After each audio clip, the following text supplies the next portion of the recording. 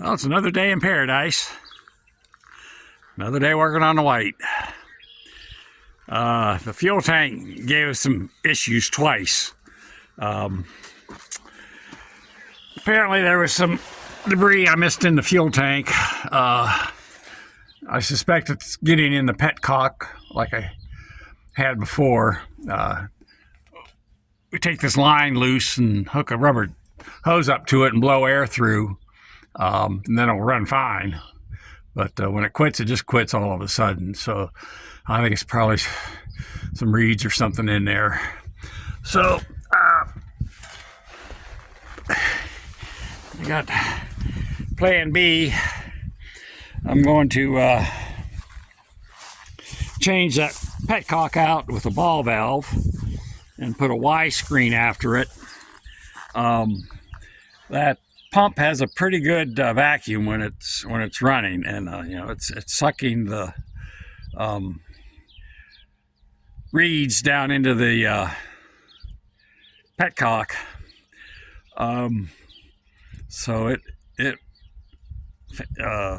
this ball valve has it's a straight port, so it has over a quarter inch opening the whole way through it. So anything that's in the tank should pass through that. And I got a Y strainer I'm going to put right below the ball valve, and that should any debris that's in there, it'll suck it through and it'll get caught in the strainer, and then we can empty the strainer out every so often. And because I don't really want to take the top off again, that's quite a job. Get into the tank and drain it and sweep it out, and it's with those openings in there in the baffles, I can't sweep the front out real well, so it could be doing it 3 or 4 times before I get it all out. So I think this will be the best solution. So I'm going to pull the white in the shed and get started on it.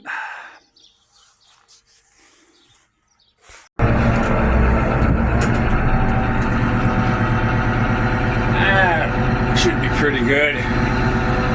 Quite as up as far as I had it before, but it should work. This white has a handbrake.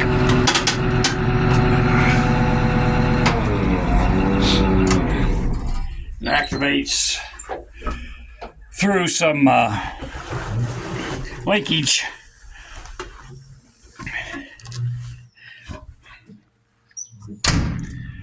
And it tires are all dirty. Pulls on this lever, which applies pressure to the back of the piston, hydraulic piston for the brakes. So when we first got the tractor, this was almost non-existent as far as working. It was only working on one side. There is a equalizer, they call it.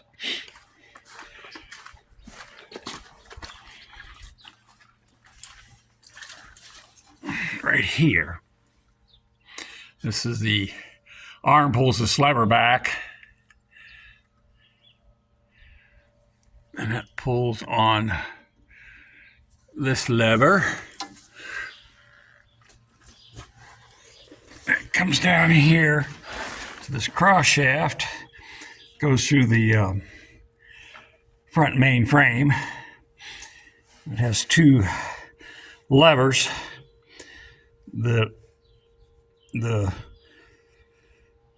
This lever is connected to the shaft. No, excuse me. This lever, the back lever, is connected to this arm. This lever is connected to the shaft, which goes through the main frame, is connected to this lever on the other side. And then this bolt through here is called an equalizer bolt, so it pulls equally on both sides. I see it's, I need to tighten the one side a little bit. It's angled a little bit, so I'll have to take care of that. That means I need to tighten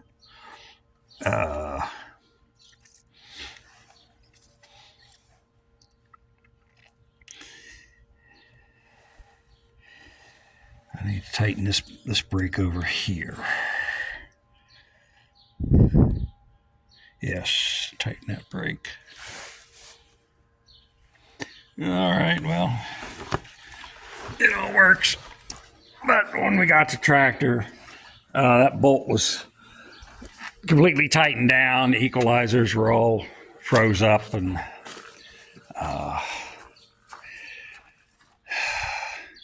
it wasn't a very safe tractor to drive. It only had brakes working on one side. So I had to rebuild both brakes, new packs, clutch packs, and one side needed a piston. The piston was broken. But the brakes work real good now. The first time I drove it, shortly after we bought it, the roads were snowy, and I was moving along. Came to a stop sign and stepped on the brakes, and this thing did a loop and ended up in the ditch. So I did manage to back out, but I drove a little slower, a little more cautious after that. And the brakes became top priority to fix, so they got fixed. Well, this is my solution, hopefully. I got a full port ball valve. It opens rather large the whole way through, full, theoretically, 1/4 inch. It's a little bit bigger than a 1/4 inch. Full port. I got this Y screen, so the fuel will flow through the top and out the bottom. And you can see the screen down in there. That'll screen out anything large enough that'll plug the fuel line. So, and you just take this cap off and you can drain it out. So this is going to thread into the tank. This will thread into that. This will thread into here. So 1/4 inch compression fitting. And I got some steel lines, so I'll bend some lines. What I do with my tubing cutter, and make a new line to go to that water filter. So, and I got a few extra, got a pack of those and some extra ferrules. So you always need those. And this completes my estimated tool requirement for this job. Got a deburr and a tubing cutter. So cut this tubing and deburr it. Well, the fun is I'm going to not drain the tank. It has a 1/4 inch or 5 gallons of fuel in it still. But I'm going to unthread the petcock and thread this one in. Hopefully I don't lose too much fuel. So we'll see how it goes.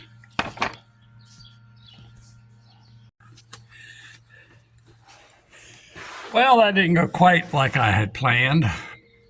The rod for the throttle was in the way, and the handle hit it. So I had to open the handle partially to be able to turn it. I should have taken the handle off before I started. So note to self, if I ever do this again, take the handle off. Well, little problem, I guess, again. I guess I should have got a close nipple. I don't know if I thread all that in there. It's going to hit the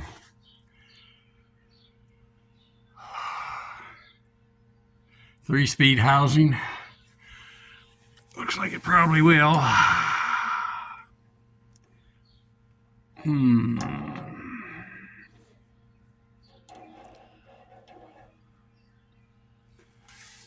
I don't think those will thread up far enough.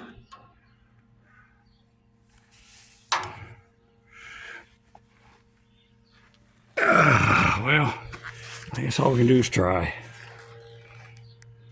I couldn't get this to thread in, so I picked up a close nipple. It's brass, so that will thread in. I threaded that in a little farther,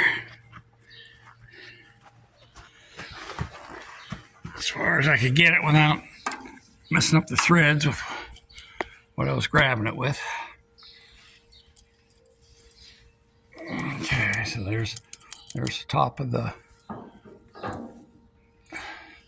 drive, and I can just about get it, I think.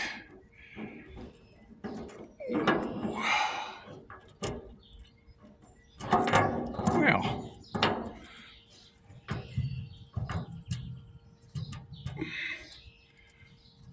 there we go. And looks like the fitting will clear, so I'll go ahead and tighten that up off camera. Well, I got everything together.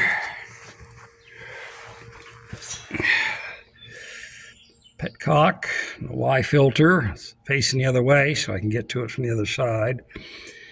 I ran a new fuel line, although I realized when I was running this fuel line, the original fuel line was 5/16, not a quarter, so I'm going to have to get a couple more compression 90-degree fittings for 5/16 tubing to 1/4-inch pipe thread and some tubing and replace that. But it should run.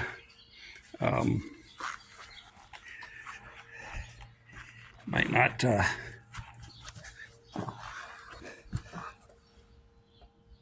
pull or supply enough fuel for a heavy pull, but we surely should be able to go out and drive it around. And I'm not going to put the side covers on to drive it around and make sure she's working. So let's go for a drive.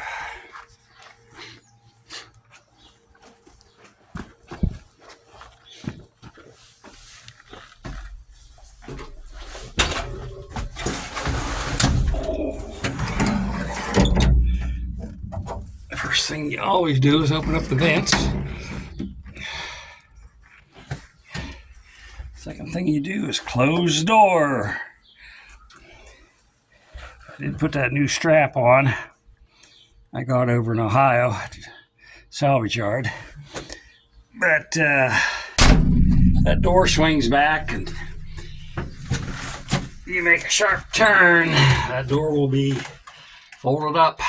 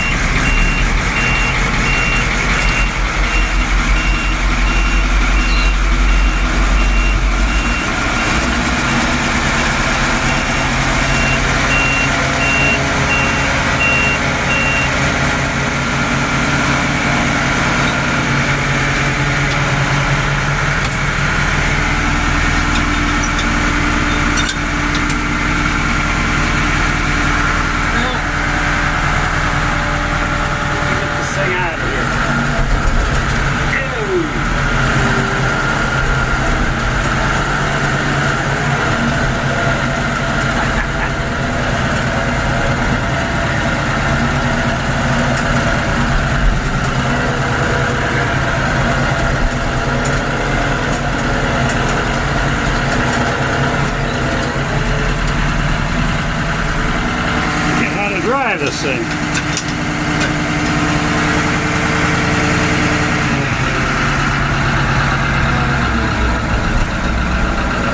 Oh man, that's too slow.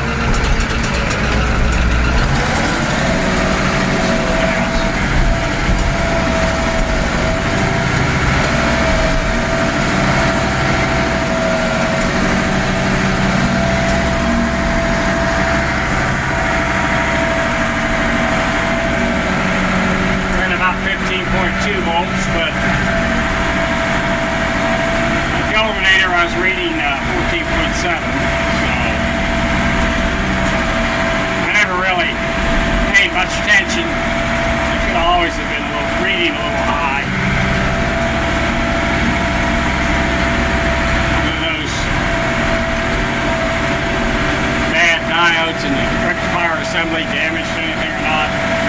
Who knows? Oh, I made it this far.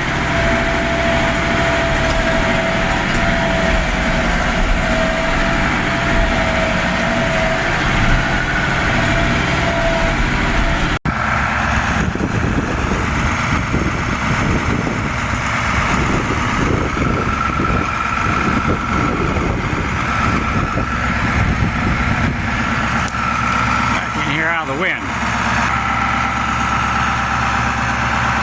My camera quit working. My phone ran out of memory. Guess you have to delete those once in a while. I went on a pretty long drive, 15-20 minutes, and it's been running just fine. This happened before. It quit twice within probably 5-10 minutes. So, running real good. Sounds good.